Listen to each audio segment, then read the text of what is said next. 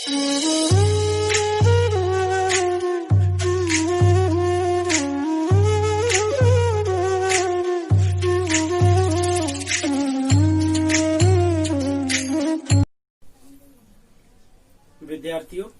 इससे पहले भी आपने मेरे वीडियो लेक्चर देखे होंगे और आज भी मेरा वीडियो लेक्चर आपके लिए अपलोड किया जाना है।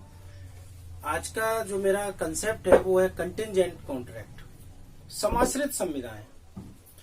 समाश्रित संविदाएं जैसा कि शब्द से ही जाहिर है, इसको अगर आप पढ़ेंगे तो according to Indian contract act 1872 में सेक्शन 31 से लेकर 36 तक इसको आप देख सकते हैं। धारा 31 से लेकर 36 तक में समाश्रित संविदा को बताया गया है। समाश्रित संविदा से तात्पर्य जैसा कि शब्द से ही जाहिर है, समाश्रित यानी किसी चीज पर टिका होना। ऐसी संविदा जो किसी पर टिकी हो उसे हम बोलते हैं समाश्रित संविदा। समाश्रित संविदा किसी घटना के ऊपर निर्भर होती है, या तो घटना के घटने पर या घटना के नहीं घटने पर। या तो कोई घटना घटती है तब या नहीं घटती है तब, एज यूजुअल जैसा भी करार में हमने निश्चित किया हो। तो किसी घटना के घटने या न घटने पर समाश्रित संविदा निर्भर करती है। देखिए, what is the contingent contract when it's void. समाश्रित संविदा किसे कहते हैं और ऐसी समाश्रित संविदा शून्य कब घोषित हो जाती है। Explain all elements. 3 चीजें आज हम इसमें देखेंगे। Number 1, what is the means about to contingent agreement, 1। Second, इसके elements. Third, when a contingent agreement void. समाश्रित संविदा शून्य कब घोषित हो जाती है। तीसरा पॉइंट हम ये देखेंगे। नंबर फर्स्ट पर हम देखते हैं डेफिनेशन। कंटिंजेंट कॉन्ट्रैक्ट किसे कहते हैं।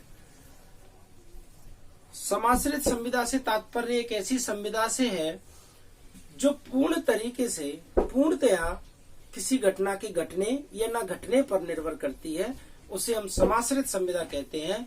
और ये समाश्रित संविदा के संबंध में भारतीय संविदा अधिनियम 1872 की धारा 31 से लेकर 36 तक प्रोविजन बताए गए हैं। एलिमेंट्स, आवश्यक तत्व कौन कौन से होंगे। On the happening an event, यानी किसी घटना के घटने पर। On the not happening an event, यानी किसी घटना के नहीं घटने पर। 2 ही इसके आवश्यक तत्व होते हैं। नंबर 1, या तो किसी घटना के घटने की बात हो या किसी घटना के नहीं घटने की बात हो। तो या तो घटने पर या न घटने पर यह संविदा पूर्ण तरीके से निर्भर करती है। इसके अलावा इस संविदा को हम नहीं कर सकते। जैसे कि मान लीजिए ए बी के साथ व्यापार करता है और बी द्वारा कुछ माल पानी के जहाज में लादकर भेज दिया गया है। और इन दोनों के बीच संविदा ये है, ए के द्वारा ये संविदा है कि अगर बी के सामान से लदे हुए जहाज ए तक पहुंच जाएंगे तो पेमेंट कर देगा। ठीक, यानी किस घटना पर निर्भर है। इस घटना पर निर्भर है कि अगर माल सुरक्षित उस तक आ गया तो पेमेंट होगा, अन्यथा नहीं। किसी घटना के घटने या न घटने पर ए अगर बी से कहता है कि अगर तुम्हारे मकान में आग लग जाती है तो मैं आपको 10,000 रुपए दूंगा। It is A contingent agreement depend on fire event. अगर आग जननी हो जाती है, आग लगने वाली घटना उस घर में घट जाती है तो वो 10,000 रुपए देंगे। जैसा कि खास तौर से आपने देखा होगा इंश्योरेंस में, बीमा पॉलिसी में यही कंटिंजेंट एग्रीमेंट रहता है। विद्यार्थियों, अब हम बात करते हैं व्हेन इट वॉइड। ये वॉइड कब होगी। समाश्रित संविदा 2 पक्षकारों के बीच में हो गई।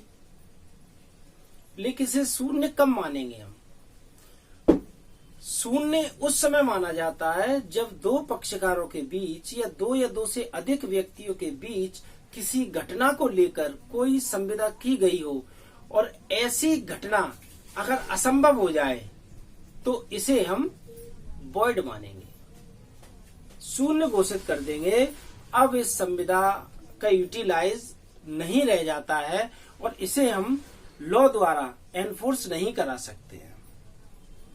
कैसे? तो अगर आप इंडियन कॉन्ट्रैक्ट एक्ट 1872 में सेक्शन 36 और 56 पढ़ेंगे तो आपको पूर्ण तरीके से ये बात समझ में आ जाएगी कि कोई घटना किस समय असंभव हो सकती है। अगर कोई घटना ऐसी आ जाती है या ऐसी घटना के बारे में हम जिक्र कर लेते हैं जो असंभव है, इट्स कांट पॉसिबल, जो हो ही नहीं सकता है, उस घटना के संबंध में हमने बात कर ली, तो ऐसा एग्रीमेंट शून्य घोषित हो जाएगा। अब हो सकता है विद्यार्थियों आपको समझ ना आया हो, समझने के लिए एक उदाहरण ले लेते हैं। मान लीजिए ए बी से यह कहता है कि अगर तुम तारे तोड़कर जमीन पर लाओ तो मैं आपको 1 लाख रुपए दूंगा। It is a agreement between two A और बी। ए और बी के बीच एक संविदा हो गई। ए ने बी से कहा कि अगर तुम आसमान से तारे तोड़कर जमीन पर ले आओगे तो मैं तुम्हें 1 लाख रुपए दूंगा। क्या यह पॉसिबल है? No, it is not to be possible, because एक तारा इतना बड़ा होता है कि जिसे लेकर आने का तो सवाल छोड़िए, इस पूरी पृथ्वी पर नहीं बनेगा, बहुत बड़ा होता है। तो क्या ये संभव है? एक व्यक्ति जो पूर्ण तरीके से ऑक्सीजन पर निर्भर है, जब तक ऑक्सीजन नहीं लेगा वो जीवित नहीं रहेगा, मर जाएगा बिना ऑक्सीजन के। क्या आकाश मंडल में जा सकता है? और अगर जाएगा तो वापस आएगा? नहीं, क्योंकि 12 किलोमीटर तक वायुमंडल, 30 किलोमीटर तक ओजोन मंडल, 50 किलोमीटर तक समताप मंडल, 80 किलोमीटर तक आयन मंडल और 80 से 400 तक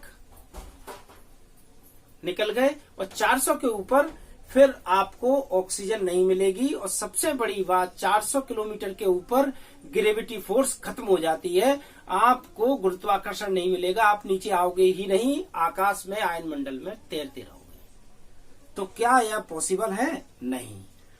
तो अगर हम किसी ऐसी असंभव घटना के बारे में कोई एग्रीमेंट या संविदा कर लेते हैं जो असंभव शुरू से ही था या बीच में असंभव हो जाए, तो ऐसी स्थिति में वह एग्रीमेंट शून्य माना जाएगा।